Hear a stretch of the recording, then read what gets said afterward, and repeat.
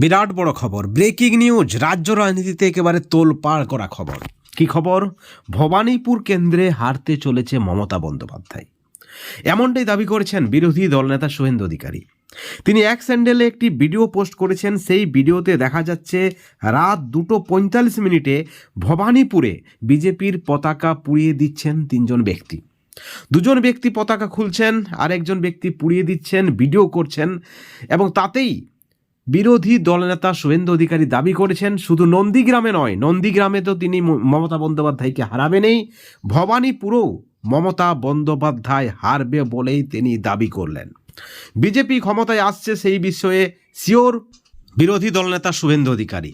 তিনি দাবি করেছেন যে তৃণমূলের ভয় হয়েছে, না হলে কেউ রাত 3টের সময়, 3:45 সময় বিজেপির পতাকা খুলে আসলে ভয়ে এই কাজটা করাতে বাধ্য হচ্ছে কালীঘাট।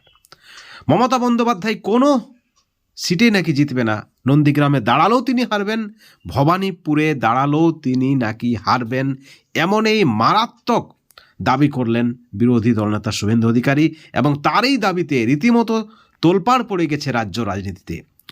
যারা বিজেপির পতাকা খুলেছেন তারাকে নাকি চিহ্নিতকরণ করা হয়েছে এবং এই কাজ করাচ্ছে তৃণমূল, এবং যাতে করে বিজেপি ভয় পায়, কিন্তু ভয় পাওয়ার জায়গা নেই, এমনটাই দাবি করলেন বিরোধী দলনেতা শুভেন্দু অধিকারী। এবং বিজেপির রাজ্য সভাপতি শ্রমিক বাবু তিনি পরিষ্কার জানালেন এবার রাজ্যে ক্ষমতা দখল করতে চলেছে বিজেপি। তা কিন্তু একেবারে প্রমাণিত, ভয় থেকেই প্রমাণিত। বন্ধুগণ, আপনারাও কি মনে করেন এই যে বিজেপির পতাকা রাতে খুলে নেওয়া হচ্ছে, পুড়িয়ে দেওয়া হচ্ছে, এটা কি আসলে তৃণমূলের ভয়? অবশ্যই আপনাদের মতামত আপনারা আমাদের চ্যানেলের কমেন্ট সেকশনে কমেন্ট করে জানাবেন। সকলে ভালো থাকবেন এবং এই ধরনের আরও আপডেট পেতে চ্যানেলটিকে সাবস্ক্রাইব করে রাখবেন। Thank you so much.